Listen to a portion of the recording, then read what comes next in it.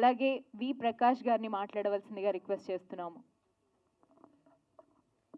పెద్దలు కోదండరామ్ గారికి, సభకు, మీడియాకు వచ్చిన అందరికి కూడా నమస్కారం.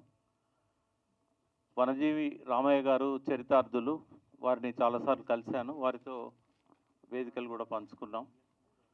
సో రామయ్య లాంటి వాళ్ళ కృషి వల్ల, అదేవిధంగా తెలంగాణ ప్రభుత్వం చేపట్టిన హరితహారం లాంటి కార్యక్రమాల వల్ల, గ్రామాన ఉన్న పల్లె ప్రకృతి వనాల ద్వారా, ఊరూరా మొక్కలు పెంచడం ద్వారా, గ్రీన్ ఛాలెంజ్ లాంటి ఛాలెంజ్ ద్వారా ఇవాళ మనము నేషనల్ యావరేజ్ దాటిపోయినాం.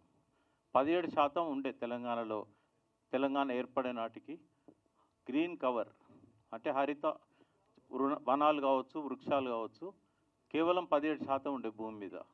నేషనల్ యావరేజ్ 21% ఉంది, కానీ 10 ఏళ్లలో 24%కి పోయింది. బట్ మనం చేరుకోవాల్సింది 33%. అంటే ఇంకెందరో రామయ్యల్ని మనం సృష్టించాల్సిన అవసరం ఉంది. ఈ కృషిలో భాగంగా ఇవాళ ఈ డాక్యుమెంటరీ, అంటే దీని డాక్యుమెంటరీ కాదు, షార్ట్ ఫిలిం. అంటే డాక్యుమెంటరీస్ ఉండేటివి గతంలో, బట్ వాటికంటే ఎక్కువగా ప్రేరణ ఇచ్చింది షార్ట్ ఫిలిం. అంటే బ్రహ్మాజీ గారిని చూస్తుంటే రామయ్య గారిని చూసినట్టే అనిపించింది. అంటే పూర్తిగా కంగ్రాచులేషన్ సార్, బాగా లీనమై నటించారు మీరిద్దరు కూడా. సో ఇక్కడ మనము దీన్ని ఎట్లా ముందుకు తీసుకెళ్ళాలి? ఒకటి, ప్రభుత్వం హరితహారాన్ని కంటిన్యూ చేయాలి. పల్లె ప్రకృతి వనాలు ఎక్కడెక్కడైతే ఇబ్బందులు పడుతున్నాయో, నీళ్ళు ఇవ్వలేక, అక్కడ వాళ్ళకి హెల్ప్ చేయాలి గవర్నమెంట్ సైడ్ నుంచి. మా వెన్నెలక్క కూడా నాదొక మనవి ఏంటంటే, సాంస్కృతిక సారథి, ఒక పెద్ద బృందానికి ఆమె సారథి కదా, వందలాది మంది.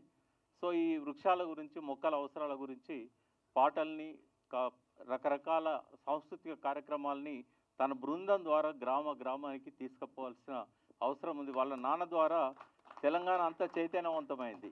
సో ఇవాళ కేవలం చెట్టు ఒక్కటే కాదు, చెట్టు బతకాలంటే, చెట్టు విత్తనం మొలవాలంటే మట్టి కావాలి. ఒక షాకింగ్ న్యూస్ చెప్తాం మీకు అందరికీ. 500 కోట్ల టన్నుల టాప్ సాయిల్, అంటే అది 4-5 ఇంచుల కంటే ఎక్కువ ఉండదు.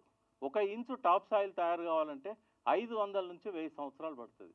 అయితే ప్రతి సంవత్సరం 500 కోట్ల టన్నుల మట్టి ఈ నదులలో భూమి కోతకు గురై సముద్రంలోకి పోతున్నది. మళ్ళీ తిరిగి వస్తుందా? అది ఎన్ని కోట్ల సంవత్సరాలు కావాలి మళ్ళీ ఆ మట్టి మనకు రావాలంటే? అందుకే ఇవాళ నదుల పక్కన ఈ చెట్లు పెట్టాలి. సాయిల్ ఎరోజన్ కాకూడదు. చింత చెట్టు కావచ్చు, వేప చెట్టు కావచ్చు, ఇట్లా పరుచుకుండే వేర్ల వల్ల ఫంగస్ వచ్చి ఆ ఫంగస్ మట్టిని పట్టుకొని ఉంటుంది. కాబట్టి ఈ నాలెడ్జ్ని ప్రజల్లోకి తీసుకెళ్ళాలి. ప్రభుత్వం ఒకటే చేయలేదు, ప్రజలు కూడా, రైతులు కూడా తమ పొలాలలో వృక్షాలు నాటుకోవాలి. తమ హద్దులన్నీ కూడా వృక్షాల ద్వారానే, ప్రభుత్వం నాటే రాళ్ల ద్వారా కాకుండా వృక్షాల ద్వారా తన హద్దులు కాపాడుకోవాలి. రాయి పీకేస్తే పోతుంది, చెట్టు పోదు. అట్లాగే రోడ్ వైడనింగ్లో ఇవాళ వనజీవి రామయ్య గారు నాటిన మొక్కల్ని కూడా దాదాపు ఒక 5000 మొక్కలు రోడ్ వైడనింగ్లో పోయినాయి. అవి పోకుండా జాగ్రత్త తీసుకోవాలి. చెట్లను కొట్టకుండా జాగ్రత్తలు తీసుకోవాలి. రోడ్డు కావాలంటే పక్కకు తీసుకెళ్ళాలి, కానీ చెట్లను కొట్టి రోడ్లు వేయకూడదు. ఒకవేళ తీయాల్సి వస్తే రీప్లాంటేషన్ చేయాలి. చేస్తున్నది ప్రభుత్వం, కానీ చాలా ఖర్చుతో కూడుకున్న పని. ఒక్కొక్క చెట్టుకు దాదాపుగా 90,000 రూపాయలు ఇవ్వాల్సి వస్తుంది రీప్లాంటేషన్ చేయడానికి. మొక్కల గురించి మనందరికీ తెలుసు. ఒక్క మనిషికి కావాల్సిన ఆక్సిజన్ ఇవ్వాలంటే 11 వృక్షాలు కావాలి, మొక్కలు కాదు, తంగేడు మొక్కలు కాదు. 11 వృక్షాలు ఒక్క మనిషికి కావాల్సిన ఆక్సిజన్ కావాలి. సముద్రం నుంచి గాలి వస్తుంది కాబట్టి మనకి ఇవాళ 3 వంతుల ఆక్సిజన్ వచ్చేది మనం పెంచిన మొక్కలు కాదు, ఇక్కడ అడవులు కాదు, సముద్రం మీదకి వెళ్ళి వస్తున్నది ఆ సముద్రంలో ఉండే మొక్కల వల్ల. ఇప్పుడు ఆ సముద్రంలో కూడా విషతుల్యమైంది.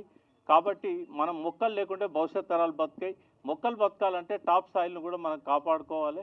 సో ఈ నరేష్ గారికి, తర్వాత ఇందులో నటించిన వాళ్ళందరికీ, ముఖ్యంగా మా బల్లెపల్లి మోహన్ మ్యూజిక్ చాలా అట్రాక్టివ్ ఉంది. సో ఈ డాక్యుమెంటరీని ఎట్లా ప్రజల్లోకి తీసుకెళ్లాలన్నప్పుడు ప్రతి స్కూల్లో కూడా ఇవాళ డిజిటలైజేషన్ అయింది. ప్రతి క్లాస్ రూమ్లో కంప్యూటర్స్ ఉన్నాయి. ఇది తీయడంలో చూపిన ఉత్సాహాన్ని నరేష్ గారు, మీ బృందం అంతా దీన్ని ప్రతి స్కూలు తీసుకుపోవడంలో కూడా అదే ఉత్సాహాన్ని చూపెట్టాలి. మ్యాండేటరీగా ఇది కొంత బిట్స్ అండ్ పీసెస్ అయినా కూడా ప్రతి థియేటర్లో ఆ ఇంటర్వెల్ టైంలోనైనా న్యూస్ రీల్స్ ముందన్న న్యూస్ రీల్లో భాగంగా వేయాల్సిన అవసరం ఉంది. కాబట్టి సమాచార శాఖ కూడా దీన్ని పంచుకున్నట్టయితే ప్రజల్లోకి వెళ్తుంది.